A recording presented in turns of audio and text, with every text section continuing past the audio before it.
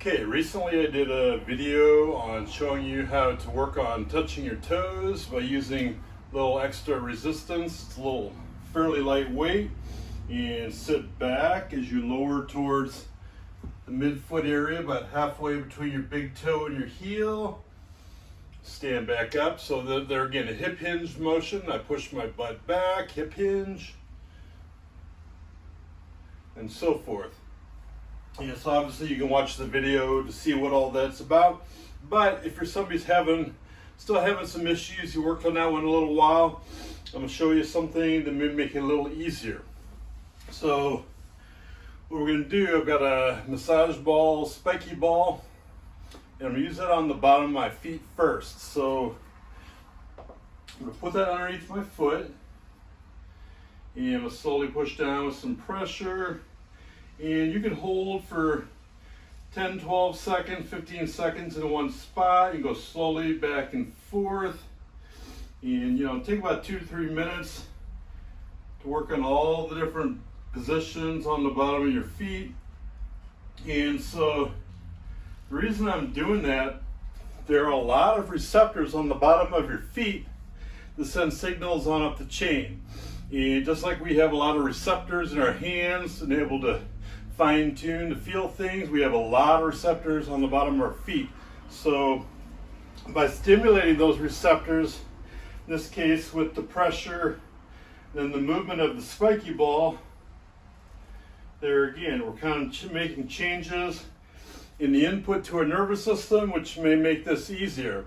The other thing I would do secondly is use this on your glutes, and maybe you got some too much tension here and build up, so we want to release some of that tension, or there again just change some of the input to your nervous system. So you would lay down, put this on various spots, 10-15 seconds, move it to another spot, and just hit a lot of those different areas for 2-3 minutes. And you can also, while you've got the pressure underneath, just do kind of a nice slow movement of the hip. There again, you're just kind of resetting some of the tension. You're sending different input to the brain, to the nervous system. But if you don't have this, and instead you have a lacrosse ball or tennis ball you use on your foot, and you like it, hey, that's fine. Use whatever you prefer. Another option is active mobility ball. It's similar to lacrosse ball, but it stays in place. So because of the flat surface, and that's one of the reasons I kind of like it better. It's easier to stay in place versus lacrosse ball kind of rolls all over. That's partly why I like using the spiky ball, because the pressure of the spikes gets up into that connective tissue, that those different layers of fascia, and kind of separates and torques those layers of connective tissue, that fascia. And the fascia researchers have said that make change in the tension of the fascia, that torsion or torque is a good thing. So not just straight pressure down, but also a little bit of movement side to side. And that's why I really like something either has spikes or some kind of nubs. It kind of grabs into the different layers and twists them a little bit. I think for that reason. But if you like something smaller, again, I've got a size 13 foot. This works well for me. But after I do that, then obviously now, if I go and do my toe touches, actually not toe touches, but my hip hinges, it may seem a little easier. And if that's the case, again, you just made a change to the input in your nervous system to make that easier. The other thing is, try to do some single leg work. So for example, I'm going to focus on my right leg here. I got my right foot forward on the toes of my other foot, just kind of a kickstand. And I'm going to lean forward with my torso, but sit back until I feel tension here in my glutes. So I want to feel that tension in my glutes while I'm pushing down into the floor with my foot.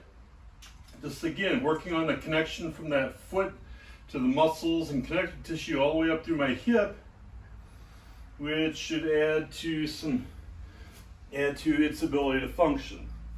So just like last time, I showed you the video of the single leg,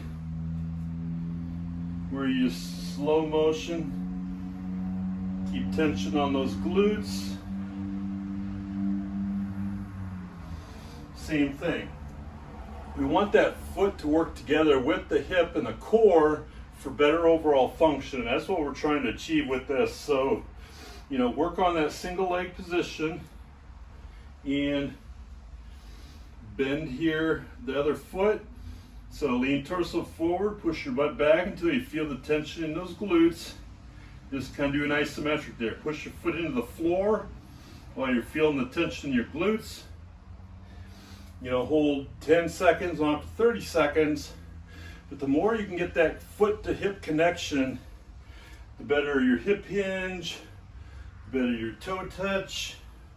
All of that is going to be. So there again, it's, if you have a massage gun, you want to do massage on your glutes that way, or your foot, that's fine. But I personally like, what I did, showed you here with the foot. Something else to work on that foot and hip connection is vibration platform. So I could stand on the vibration platform similar to the position I just showed you. And now, I've got a lot of reflexive contraction going on because of that vibration platform. So as you can hear my voice, that vibrations coming up through the foot on up through my hip. And so that's just another way to kind of learn or teach yourself how to do that proper hip hinge. Personally, I think the hip hinge is probably one of the best indications of how well you're going to age movement wise, because if you can't hip hinge well, there again, when you get down, get in and out of a chair and you sit back, you want these big muscles working. Yes, you want your quads working, but you want your big muscles working here, the strongest muscles in your body, the glutes. So if you can't hip hinge well, you're probably not going to move as well as you should the older you get. So there again, train it in your 50s and your 60s before it becomes a big deal, and just keep on working on it. Keep on training it. There again, my philosophy, if you want to be active in your 70s, 80s, or beyond, you need to be training for it in your 50s and 60s, and that's what this soon to be 60-year-old is doing at the moment.